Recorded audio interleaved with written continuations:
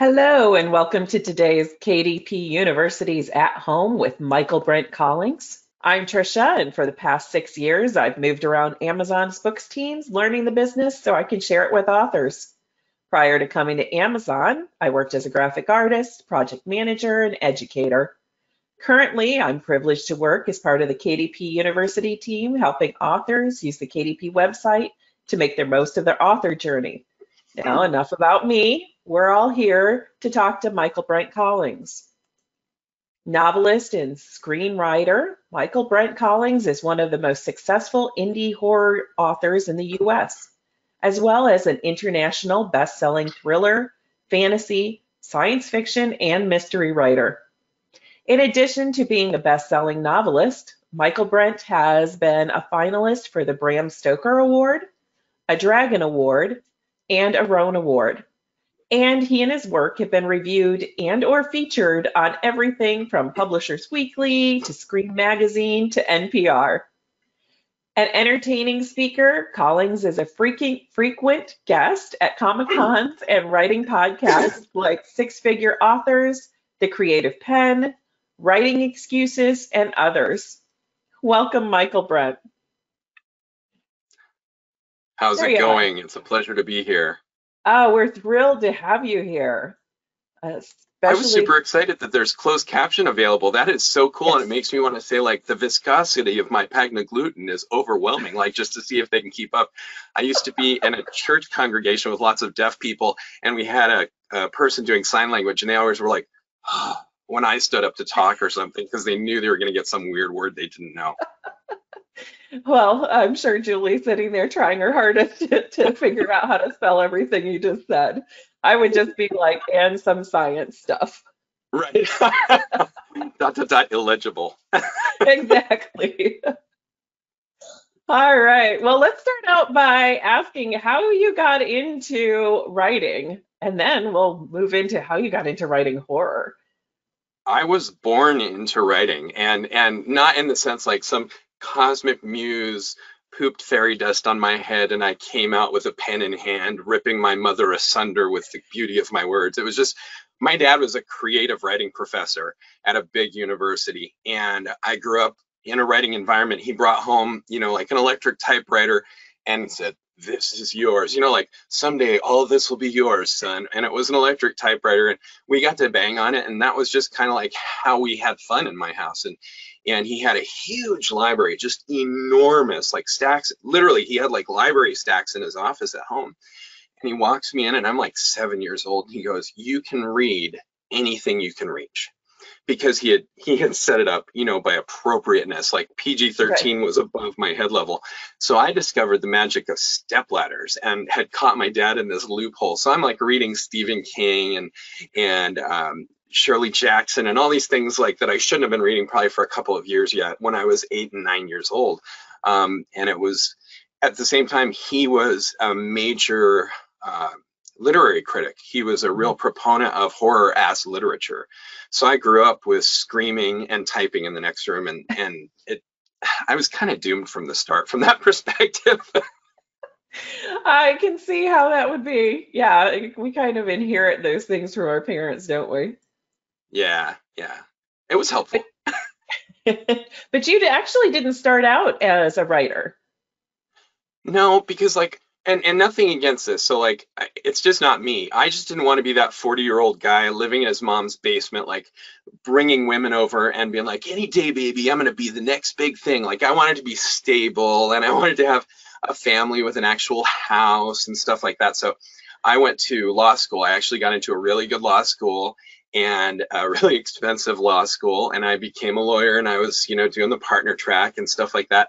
And about, I don't know, the second year into my career, my poor wife, who married this nice, stable law guy, I'm like, "Hey, I also like writing." And she goes, "That's sweet," And 6 months later, she's going like, "Oh crap, he's serious," So she got a real bait and switch, which I'm fine with because I married above me, and if that's what it took, I'm okay with that. Oh, that's brilliant. So did you jump off right away into the horror genre, or have you dabbled in other genres along the way? So I've been writing, like I say, that wasn't a joke. I was 2 and they brought home that typewriter. And of course, I'm not like reading, but I read very early and I started writing very early. So I can tell you my first story was about a parrot that was in a cage and then flew away. And that was the whole story. I've just recounted it in its entirety. And my dad, bless him, instead of saying, well, that's nice, he actually sat me down with a red pen. He's like, let's talk about what works and what doesn't in this story. And he was very loving and stuff, but they called him the samurai, some of his students, because he would make their papers bleed. And so I did everything. And I liked horror because, A, it was home-based. Like my dad works in that genre. And he's an accomplished horror poet and writer and Bram Stoker Award finalist himself. So that was really something I grew up with and understood very fundamentally.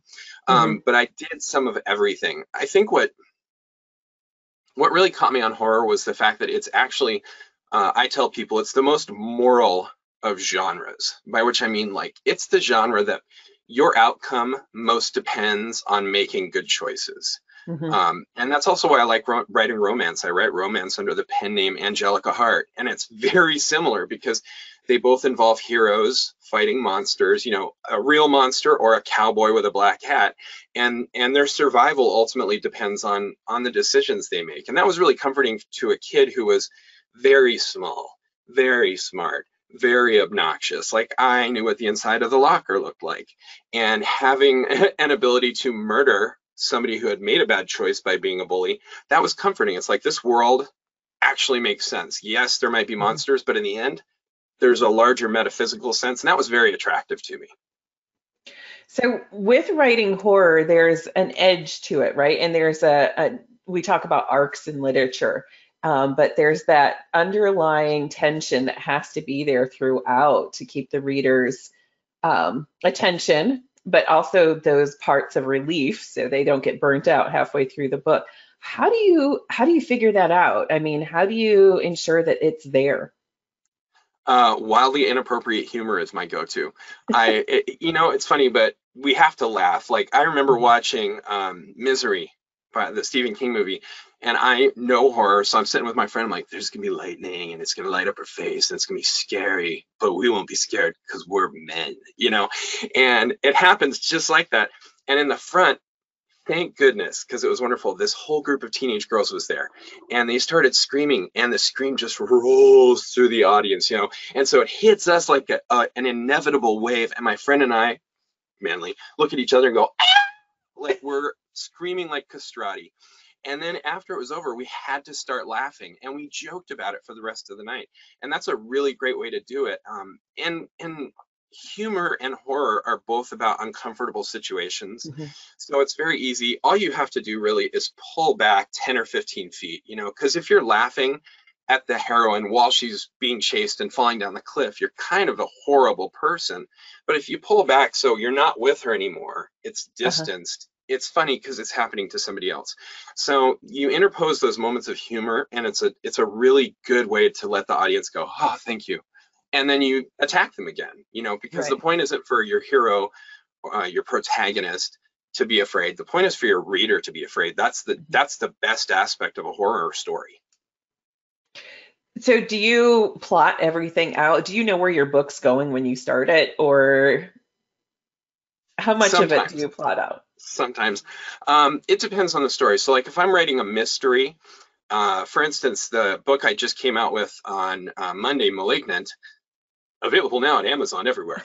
It is a really densely plotted story. There's some twists and turns that have to happen at specific points. It's about a hostage takeover at a high school. And so I had to do it very, very, very carefully so that the end happens in a particular way. Other times, like I sit down and I usually know, like, here's my beginning, here's my end, let's see how we get there. And occasionally I'll just start writing. Like I wrote a really successful series called The Colony Saga, and it's a zombie apocalypse. And I remember I was at a convention with Jonathan Mayberry, who's a delightful person and well-known author. And he said, I read that book. And he's in front of everybody. I'm like, oh, you read me. And he goes, in book 5, I finally realized what was happening. And I threw the book across the room and I screamed, you mother beep. And I was super happy because I was like, that's when I figured out what was happening. It was literally, it was book 5 where I was like, oh, I get it. And I don't recommend that for a series unless you have some practice. You know, that is, you don't want to get into book 5 and then be like, I'm done, I guess, because I don't know what's happening next. You know, Right. that's something you want to learn the rules. So definitely at first, you know, for the new authors, do some plotting. I don't think you have to write a 50-page outline for a 100-page book, because then you're just taking dictation from yourself, and that sounds terrible. But definitely have enough bullet points that you don't get lost in the weeds. So let's talk about some of those rules because we get asked questions about that. You know, are there any kind of hard and fast rules? Like, well, obviously you're not going to kill off the protagonist because then your series over. But other I than did that that, though. other than that, you know, like, are there some hard and fast rules on which characters you can kill off or which characters, you know, how do you balance that, which is enough to keep that suspense going and too much and you start losing readers? Yeah, and typically, yes, definitely, especially in a single book series, like not to do a spoiler, but I did. I absolutely killed off the main character in that same book, in book 5. And I had to have another character prepared to kind of take over, but that was part of the point of the story, because ultimately it's about what a family is and Uh-huh. what humanity really means. And so that was okay. For a single book, yeah, you're typically going to pick one person and you want them to be fairly safe until towards the end. Mhm. Because it is hard to pivot halfway through and say, oh, by the way, this book is about a different person. Is it impossible? No, I don't think so. But there's a reason the 3-act structure has existed for so long. And it's because it's how we make sense of life. I mean, it mirrors life. In the beginning, we know very little. We're feeling things out. The long middle part, which for some of us as writers and humans is a struggle. And then at the end, we kind of wind things up, hopefully satisfactorily. Right. And so if you futz around with that too much, that's FUTZ for the closed caption person. Um, if you futz around with that too much, you do run some serious risks. So one of the things a lot of new authors do is they're like, I'm going to do something that's never been done before. And I encourage against that. I would say, do something that's been done a million times, but do it in a different way. Put your Mhm. spin on it. Do it better than has ever been done before, because anyone can make up something nonsense, but to make up something that has worked for 1,000 years and then turn it into something new, holy cow, that's a miracle. You know, that is Mhm. an astounding thing. And if you can do that, you've got a good career waiting for you. Right. And I think that that's the key point. You know, pretty much all books have a standard formula that they follow, and just being able to put your spin on it and add your voice to it is what makes it wonderful. Yeah, yeah. And your voice, that voice thing is so important. Like a lot of authors now, they get caught up, I've noticed, in like, how can we game the system? And that's why, like, if you look at horror on Amazon, occasionally you'll see 20 paranormal harem romances, because those are authors trying to game the system. And I'm like, you should spend less time figuring out the algorithm and more time writing. Because if you market your brains out and have no product at the end of it, you know, you might sucker people into buying a lemon, but they're never going to come back to you. And not only that, but like, readers are apostolic. They will go and preach the word. Never buy this person. They lie about what they're giving you. Or on the flip side, buy everything by this person. He's great. You know, that's what I hope my readers are saying to their friends and neighbors and relatives. You know, you want to establish a little cult, if you can, around your books and around you as an author, and you can't do that unless you have provided value for Mhm. Let's talk about a couple of things that you brought up that are huge questions for our audience, especially for newer authors. Those categories. How do you figure out what category to put your book in? You know, where does it them. go? Because horror is, Yeah, you know, there's subgenres and genres and yeah. Well, okay, so that is a good craft question. Like, there's the art and then there's the craft. That is an excellent question. And for me, I'm a genre bender. So like, Malignant is a mystery, it's a horror, it's a thriller, it's a suspense, it's got some political stuff in it. Like, so for me, I go, I'll just put it in all of the categories. It was actually listed for a day or so and I contacted Amazon, it was listed as #1 in pornography, which it is not, but there is a social sciences pornography category, and it fits in it because it's about human trafficking and sex trafficking. So Right. I was like, that looks really weird. I'll take that off. My mom's going to have questions. But ultimately, you do want to be putting your book into categories that you're giving that to the audience, Mhm. really. And you want to primarily be concerned about the big category and or your market. So like I'm known as a guy who writes lots of different genres, but I'm best known as a horror writer. And so knowing that, it's extremely helpful if I write a horror book. And I will go sideways, like I'll write a pure fantasy series like I did with the Sword Chronicles, or a kid series, the Billy Saga and things like that. But after a month or two of that book, I'll start getting angry emails like, give me more of the I Am Legion series, which is a horror book, or I want to read more about the colony, or this, that, or the other thing. So you want to appease your audience. And the browse categories are part of that, because they will show your audience, hey, there's a tag. Like Malignant, I think this morning was the #1 new release in horror suspense. And that's like my audience is going, oh, he's giving me what I want. And you really have to do that. I know there's authors out there that are like, I follow my muse and I don't worry about the audience. #1, that's an unwise business practice. Like if you're going to be a business person, you want to give people what they're looking for. And #2, if you said that in any other career, you'd be labeled as a sociopath and ostracized, And I don't know why artists think we can get away with that, because we should be worried about our audience. The biggest job, I believe, a storyteller has is the creation of community. We can take disparate people and say, hey, we all belong together. We should treat each other well. We should love each other. And that's really hard to do if, as an author, I start from a position of, I'm going to put out stuff I like, and if it screws you up, I don't care. Mhm. So I think we have these responsibilities, but they play into the marketing and into the categories. So it really works on every level, ethically and business-wise. So let's talk about the fact that you're in all of these different genres. That's sometimes difficult to build up a reader base, because Yeah. not everybody who's reading horror is going to be reading, a sci-fi fantasy or vice versa. So how do you manage that with your reader following? I have been very blessed. Like, and authors say this, but for real, like my fan base is so nice. Like you get hooked on my fan base by signing up for the free book. And then all of a sudden you're in my world, and I share about my family and my lovely wife and my kids, and they're all much better than me. So people are like, he must be good too. And so I have this I call them Michaelbrent's minions, and it's very tongue in cheek, obviously. But I do giveaways with them, and I try and interact with them. Like just this week, I've given away like 3 Kindles and a couple of Amazon gift cards and things like that, because people love those. And I'm not doing it solely because like you should buy my books now. That's a bad idea. People can sense that. I'm doing that because like I have not been able to do that for much of my career. You struggle as an author.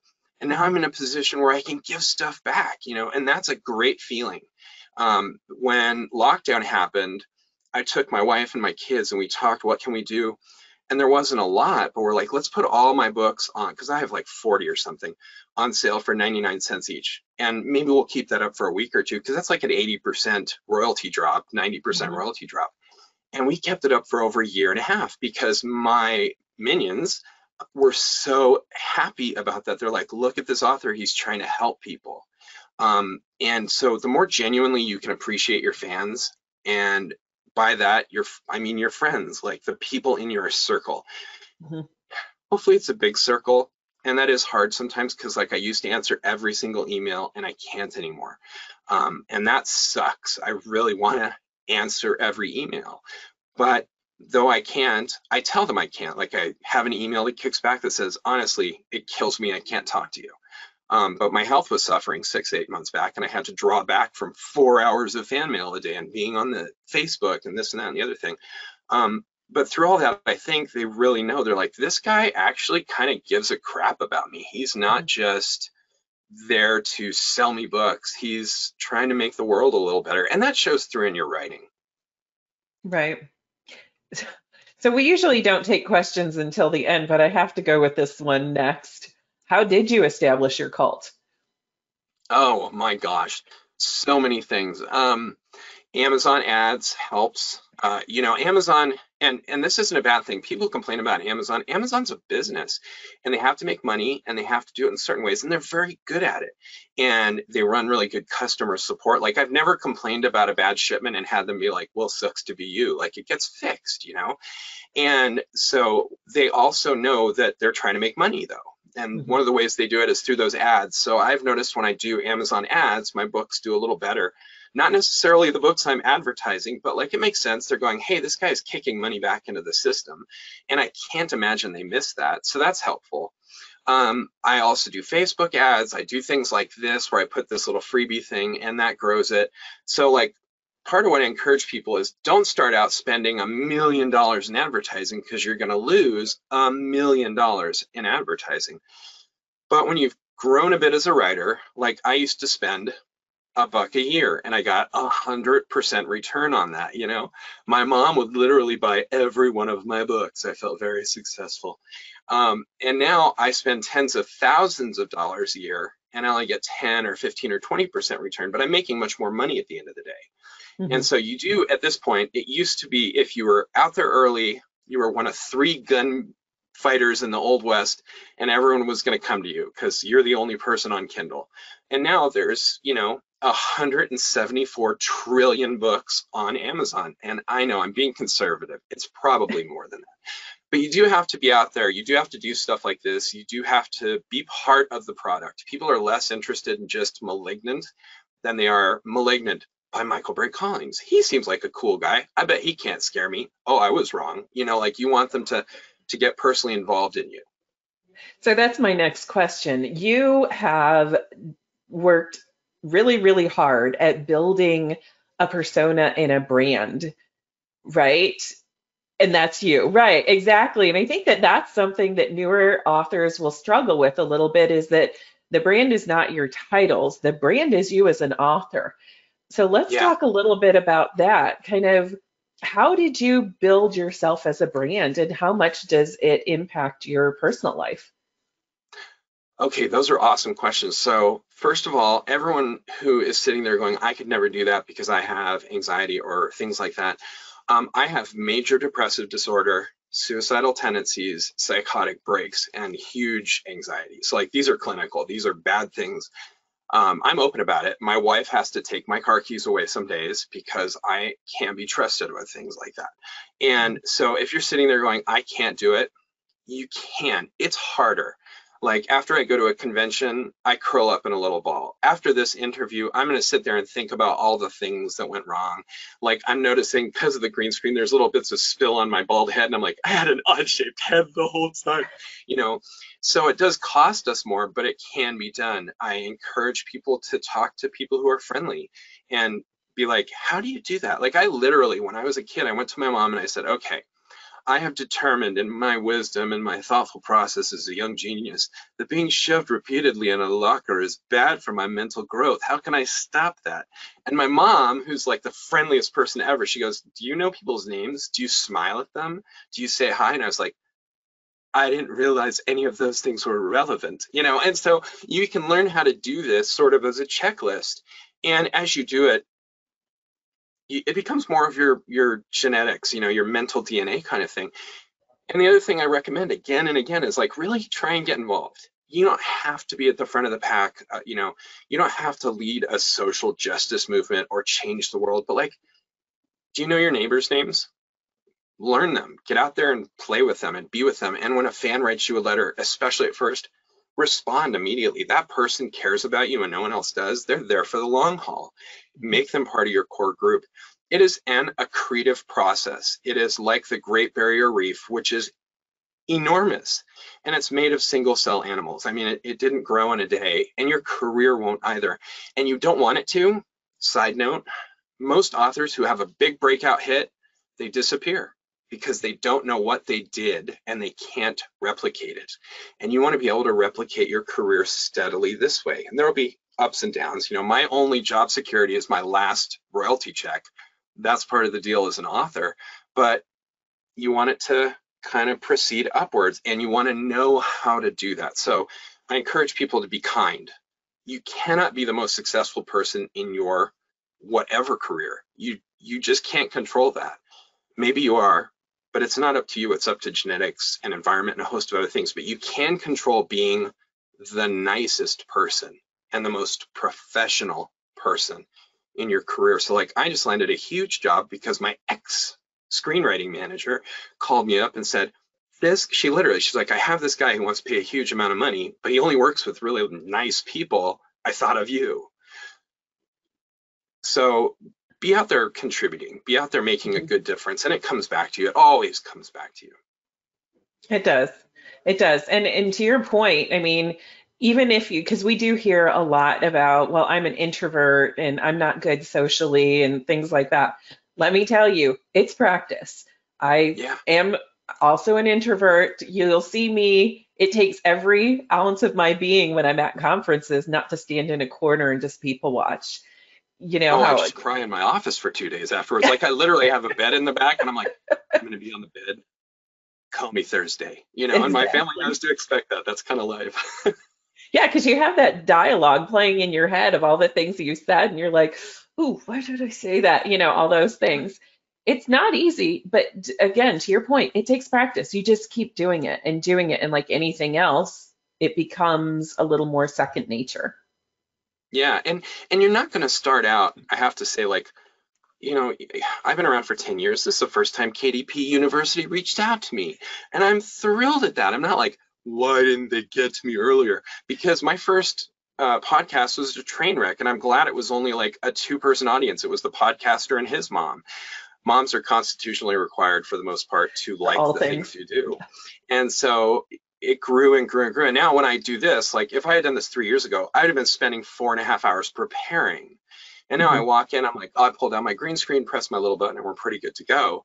Hmm. So you get used to it. You definitely do. And it's like anything else. If you do it 1,000 times, it's second nature to you. I go to a con now and I'm like, my family goes, are you excited? I'm like, not really. It's just, it's work. Like it's cool because I meet people and stuff, but it's not this new and exciting thing. I've never gone to a convention just as a normal person to sightsee. Hmm. And it's not particularly stressful other than just the mass of people doesn't Yeah. get along with my mental stability. Yeah. But you definitely get used to it. So don't give up. You can, humanity gets used to the most atrocious of circumstances. We have survived, as humans, we have survived slavery, holocausts, we've survived war, death, famine, disease in the last years, And so if you think you can get through that, but can't teach yourself how to talk to a microphone, like you're selling yourself short. Hmm. Absolutely. So how do you identify and find the different events? I think that's another thing that challenges new authors is they're like, there's just so much out there. How do I figure out where my audience is going to be? Okay, so this is such a good question because it ties in everything. Because one of the big secrets of being an author is be endlessly curious. I tell my kids, like, my job title is professionally ignorant because I get to not know everything. Like when you're older, saying I don't know, it seems to cost you. Like I'm in my 40s, I should know that, but I get to say, but I'm an author, and everybody goes, oh, he's generally incompetent, or else he'd have a real job. So we'll tell him the answer. And so when you cultivate that aura of ignorance, but happy ignorance. Like ignorance doesn't mean I suck. It means I get to find this out, and that leads you to notice things. So I'll have a friend on Facebook go, I just got back from, Duberty Duberty Con. I'm not going to spell that. And you immediately go, what is Duberty Duberty Con online? Rather than just going like, love, so sorry for you. You look into it and then you reach out to these people. That's a reality, is people don't generally reach out to you.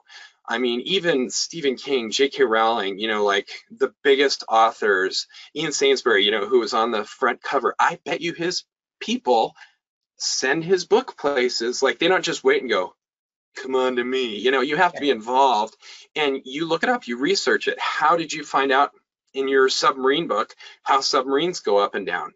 You research the crap out of it. You talk to a submarine commander. So reach out to these convention people. Go to a convention, stay after, see who comes to clean up and be like, how can I get involved in this? And again, this is not a magic silver bullet. You know, anyone who says, what's the secret of your success? A successful author wants to punch you because it's like the answer is, well, 10 years. Yeah. And that's all it is. You want to keep going, but you do want to be endlessly curious. Look things up. Don't just let them pass by. Like, don't be a passive listener and let it slide over you. Take it all in. All right. So we've got questions that are coming in. So let's start looking at some of these that came through.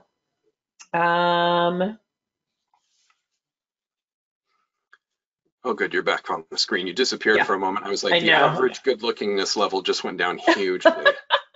Well, thank you so much. I'm very flattered. Yeah, I know. I'm That's sitting not a here flirt. trying. Happily married. Just I have a face made for typing with my face. Yes, also happily married, so we're good.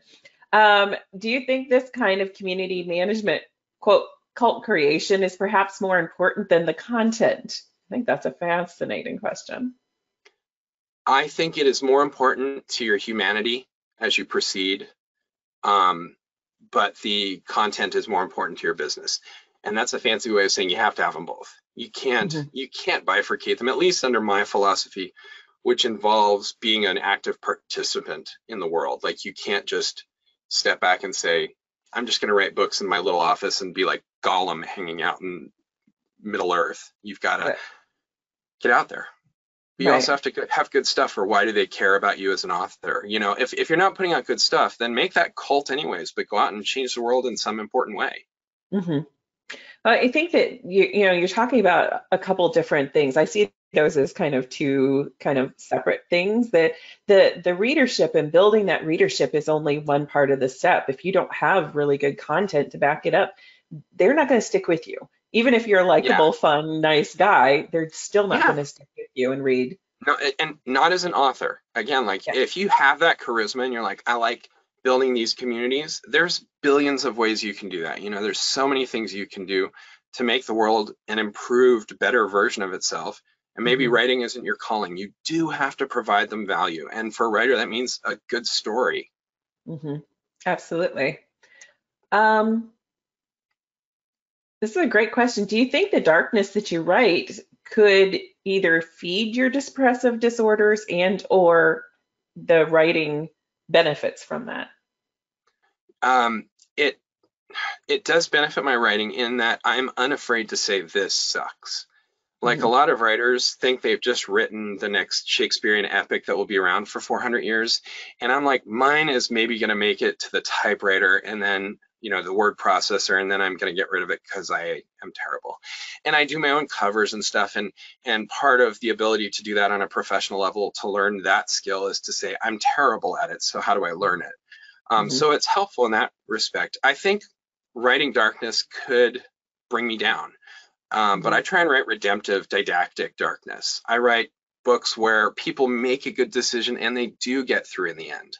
Or if everybody dies in the end, it's because I'm making a point about the world that I think, like, Malignant is about some real world stuff that's very messed up. So I'm not going to say who gets through in the end, because maybe nobody does. You know, there's hmm books I write where they have a bad ending because I'm trying to make the reader think about something. I hmm think that's dangerous. Side note, you want to think of your book as like a wall, and you have the bricks, which are the story, and the theme is what is the mortar that like holds it up for a longer period and makes it last. You can just pile bricks and have a wall, but it'll fall down. If you've got a theme, it stays together really well. But if you make a wall out of all theme with little bits of story plugged in, it's really brittle and people hate it and it's ugly. So, like, if you're going to put themes or morals or lessons or whatever, which we have to put as authors, we can't help but include our worldview. Um, hmm you don't want that to be the main thing. You want that to be the mortar that holds it all together. So I try and have my books operate in a moral universe where right and wrong matter. And that helps me at the end of the day rather than hurt me. Okay. Um, so how did you go international? We've got a question here about when you were able to build that international readership. How were you able to do that? Because I think sometimes as authors, we're thinking, oh, it's just I write in English, so I have a US audience. But Yeah. how do you transition that into a global audience? there's lots of people who speak English everywhere. And I haven't translated my work at all because that's a whole other level that I don't want to get into right now, but I probably will eventually. But I mean, there's Australia, there's Canada, there's the UK, India reads English. Like, God bless Canada, man. They killed it for Malignant on its opening day. It did so good. I was shocked. Like, I run these little giveaways and people were winning from Canada and the UK and the United States. It's all the internet. Like, you don't have to buy a cruise, a plane ticket, or an ocean cruise to get to England. Joanna Penn, who does the Creative Penn, which is one of the best writing podcasts out there. If you don't watch it, you should. She's a dear friend of mine. And again, it's because I reached out. I was like, this was years ago. I said, your podcast is awesome. Let me be on it.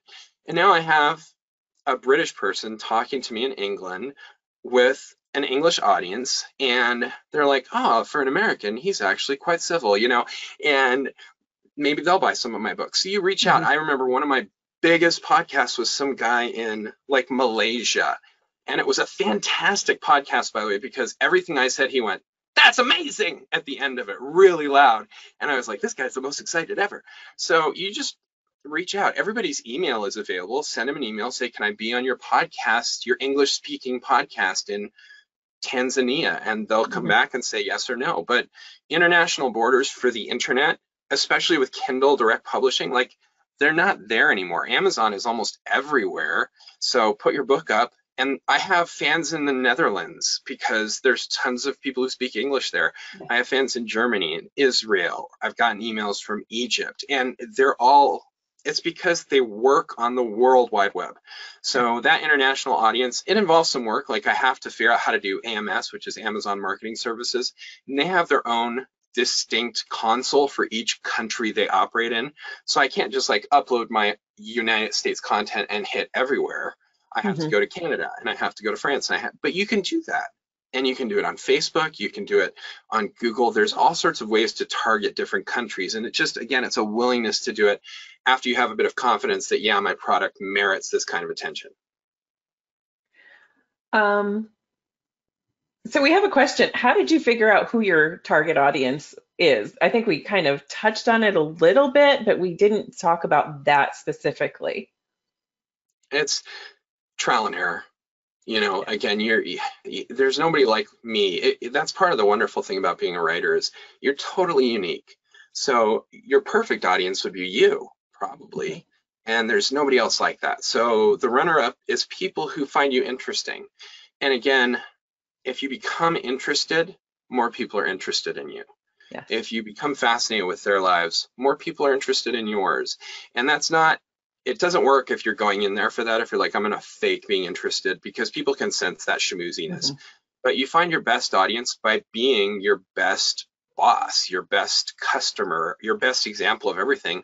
And people who like that, they're going to be kind of drawn to that light. They're going to be like, oh, that guy seems like he has it together, at least in this little area.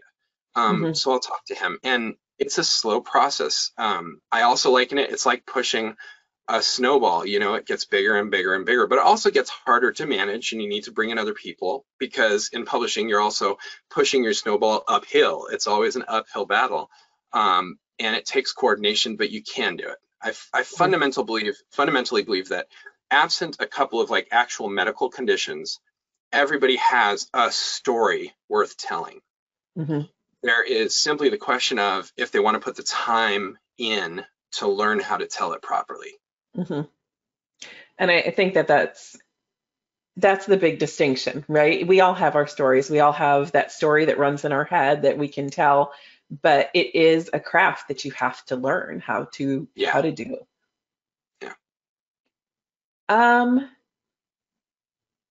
How do you make your works visible enough to be nominated for major awards, especially for authors in developing regions? I don't know if you can answer that part, but how do you, did you nominate yourself for awards, or was that something that was done because your book was showing success? A little bit of both. I mean, my first Bram Stoker award finalist, I was a part of the HWA, which is the Horror Writers Association. And my dad was there when it started, because he's been doing this stuff forever. So I had some name recognition on that level, but nobody was going, hey, it's a Collings, let's nominate him.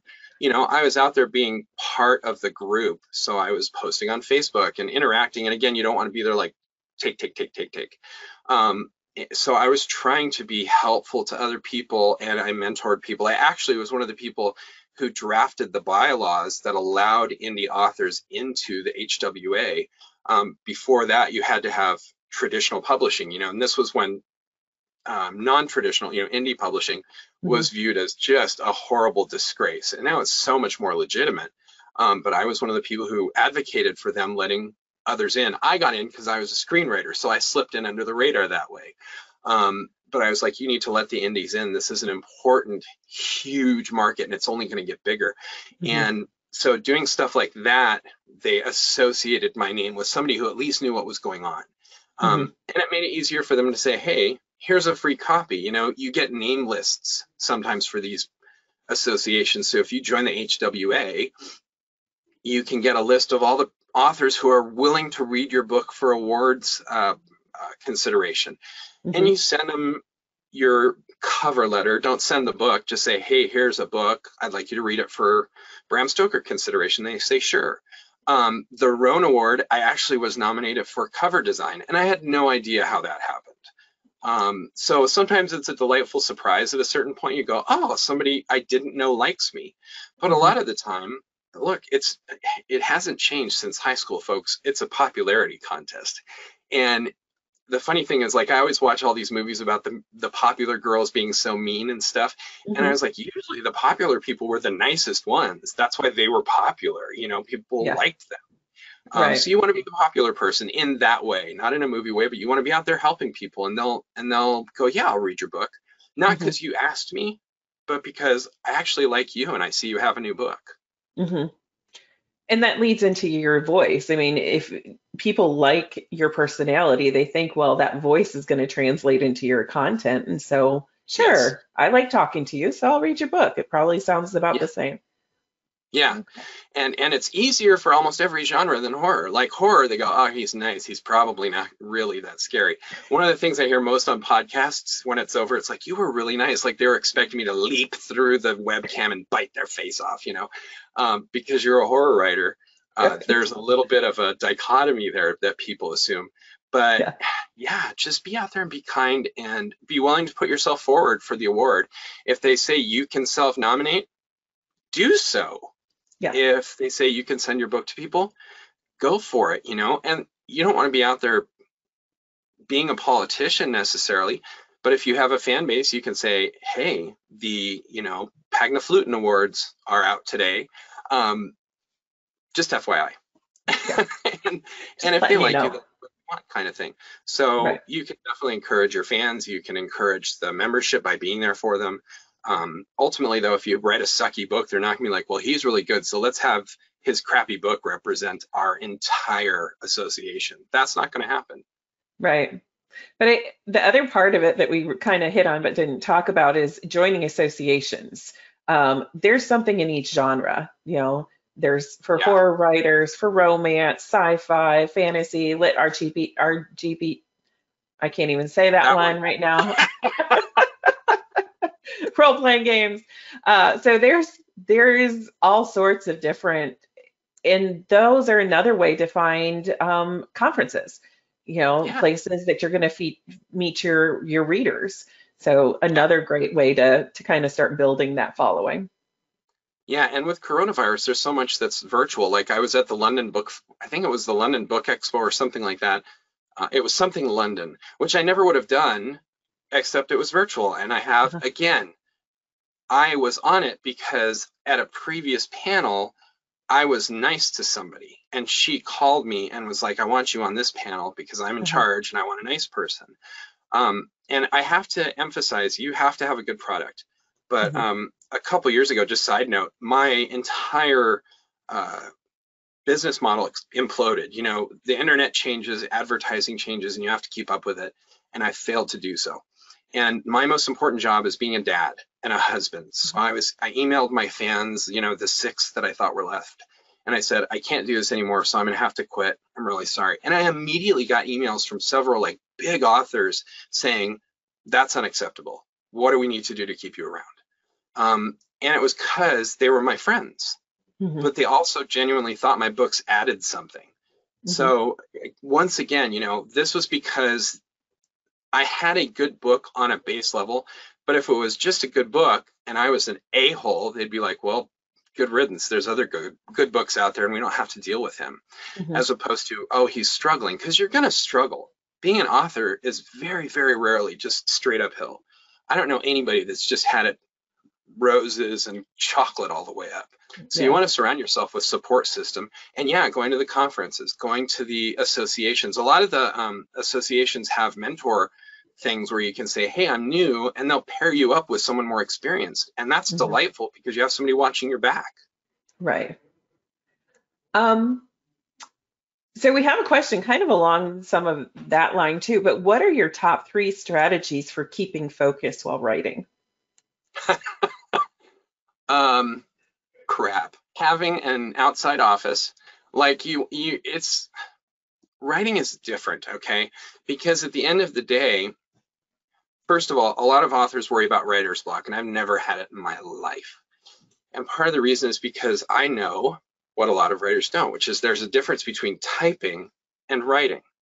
Typing is a part of the process of writing, which means there's days where I don't type a thing, but I've written a lot because I've thought through things that needed thinking through, because I figured out a problem that was causing one of my characters grief, because I've established something in my mind that needed to be established. Now, the bad part of that is at the end of the day, my wife can walk in and say, what did you do? And I'll like come out of my fugue and be like, there's a helicopter now, and so it's hard for spouses and families to understand that we're actually doing hard stuff. This is draining work. My wife, I don't know, for the first 5 or 6 years would just come in and start talking, and it was really hard for her to understand. When you do that, I have to reset the clock and put it back about 3 hours, because that's how long it takes me, to get into this mental frame again that I was in. So one of the things you have to have, that's a long way of saying, make sure whoever you're living with or living around understands you're doing a job. And if you're interrupted, that's fine, but it should be for a good reason. My kids know not to come out and tell me the PlayStation's not working, because though I am the PlayStation mechanic, I am off limits right now. Right. If they're bleeding, they come out to me no matter what, because that's more important in that moment. But you have to establish those boundaries. So that's a big thing. You also have to be able to turn off the internet, answer your emails, and then close your email box. Like, one of the problems with modern technology, it's given us this false sense that everything has to be answered now. And most of the time, that's not true. Look, if it was really important and you were close enough to them for it to really matter, they'd have your phone number. So like, if it's an emergency, they will call you. And if not, work on your book. So don't let the outside world be your excuse to not write. And I'm preaching that like I know how to do it perfectly, which of course I don't, because there's days I'm like, gee, what was Marie Osmond wearing for prom? Like just the most random facts. And that leads me to weasels, and then that next hour is gone. It happens to everybody, but you do get along better where you're a little more focused. You're like, this is my writing time. Oh, I have to know the name of this part of a submarine, so I'm going to go on and research it, but I am only going to research submarines. Marie Osmond, weasels, chainsaws, these are all fascinating, but I'm not looking at them. I'm going to focus, and that takes self-discipline. We can't be the flighty artist. We can't be the guy that just sits back and lets it all happen. It's too hard nowadays. There's too many of us, and you distinguish yourself by being able to focus and work harder. Okay. Oh,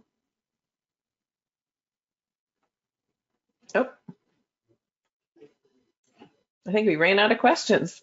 Amazing. I think this is the first time ever we've gotten through all the questions. Wahaha. And we'll say it's because I talked fast rather than because there was not enough questions.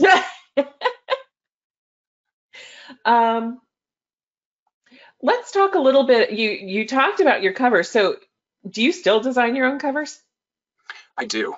And it's part of that is because I like it. It's relaxing for me, like I get towards the end of the writing process and I go, what's the image I see? and I'll start doing that as a way to keep myself in the space of the book, but let it go for a little bit. So, I can withdraw for a week and then go back and do an editing pass, but I'm still working and doing the things that have to be done, and I really like it. And again, that's another thing. Like, if you have people that care about you, one of the things that those authors said was, who called and said you have to stick around. One of the things they said was, your book covers were great 5 years ago. They suck. They look childish now. And you have to be able to take that kind of loving criticism, and instead of going, I'm really good, you have to say, oh, okay, that's super helpful. Thank you. Please tell me if I'm failing in any other avenues or respects. And I went to school, essentially. Like, I closed myself in my room for 2 months and just studied cover design. 8-10 hours a day I worked on that stuff. And so now I really like it. And I think, again, I've been recognized as being pretty good at it. And at conventions, I set up on a table and people realize I'm an Indian. They're like, who does your covers? And so at this point, I'm pretty secure in it. But even then, I'm always doing Photoshop, online stuff, and learning new skills and things like that. So it's like anything else. You can't just learn it and let it go. Everything moves now. You have to keep moving with it. Right. Nathan wants to know, what are the top 5 things or items new authors should focus on? Okay, aside from the book, because the first thing, if you're an author, is write. Again, I can't say it enough. Not marketing, writing. That's the first thing. The second thing is creating a support system. And here's where a lot of authors, I think, go wrong. Because if you're going to be an author, if you're a successful author, if you're doing it full time, it's a very exciting life, by which I mean it's not standard. You're going to have people who are close to you that are okay saying, oh, Michael Brent's an author, and not be embarrassed, because it's not a real job in most people's heads. It just isn't. And you need people there who support that dream and who are willing to help you with it. When I was starting out, I was a lawyer, and then I lost my job for a number of reasons. The biggest one being my wife was really ill, and I was working part-time so I could take care of her, and people at law jobs don't like that. And so I am a jobless author, and my wife, even though she's not doing well, she takes over some of the load because we had to do that. So, but if I didn't have her, if I was trying to manage a divorce at the same time, there's no way I could do that. So you have to have a support system. You have to love and be loved by people who are willing to lift you up and that know you'll be there to do the same. That's the biggest one, honestly. And then number 2 is, again, that willingness to be ignorant, to be playfully ignorant. It's delightful. I went to a building downtown where I live, and I walked in, and I don't look like this when I'm not on camera. Like, I barely wear pants. So I walk in, I'm all grizzled, I look like the frickin' Unabomber, and I'm looking around this building, and security sees me, and immediately they're like, that's a problem. So they come over, what can we help you with? And I, without thinking, I go, I'm trying to figure out how to destroy this place. And all of their lights start flashing, and then I realized it, I go, but I'm an author. And it was so funny because they're like, oh, he's harmless. Immediately they stopped worrying. And I think part of that is because, again, everybody thinks authors are kind of useless in some ways, but also they were like, oh, well, let me show you some cool things over here. So you have to develop that ability to say, I don't know how to do this. Let's go find out. Hard work. I work way harder as an author than I ever did as a partner in a Los Angeles law firm. So hard work is really a huge one, and an ability and willingness to continually learn how to write. I try and do something different with every book. If you look through like my Amazon reviews, you'll see a lot of them that say it's like a totally different author is writing these things. Like, I see Michael Brent's voice, but he's doing something radically different each time. And I think that keeps my audience interested, so they can read 30 books and not get tired. And honestly, I feel no need to speak longer than is necessary. So like, if you've got that, I think you're okay. Yeah, I don't think there is much more. Okay. What programs do you use to design your covers?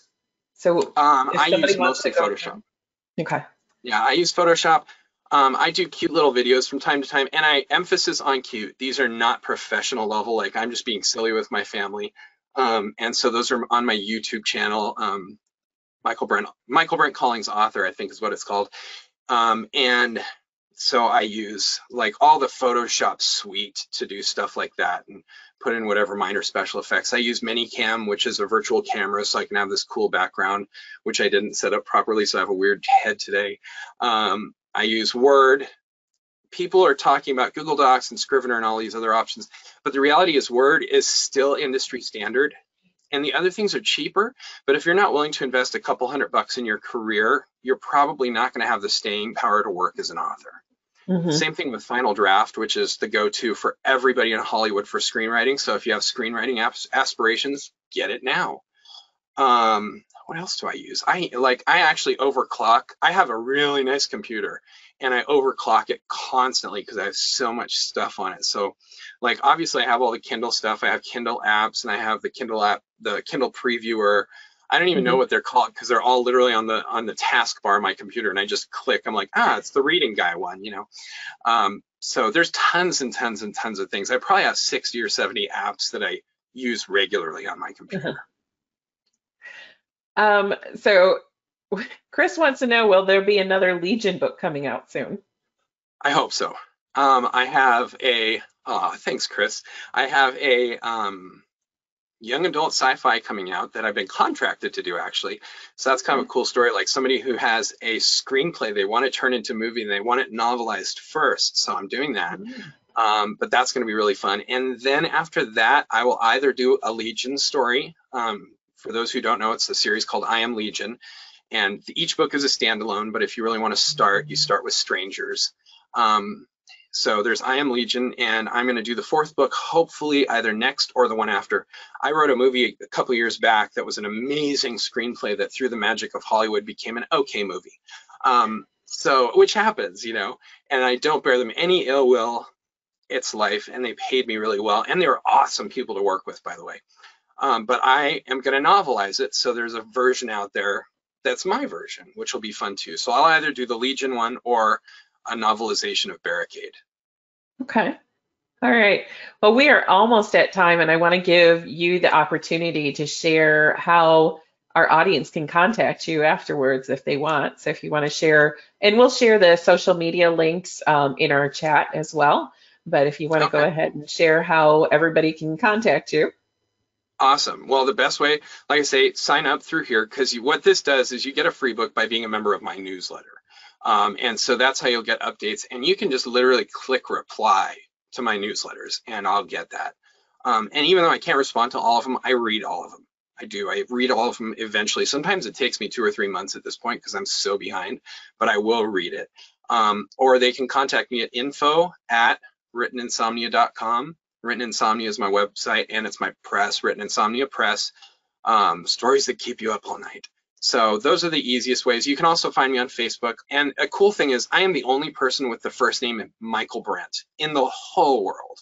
So if you just Google my first name, you're going to get all my social media stuff. Okay. We do have one last question. Do you ever accept other authors' arcs?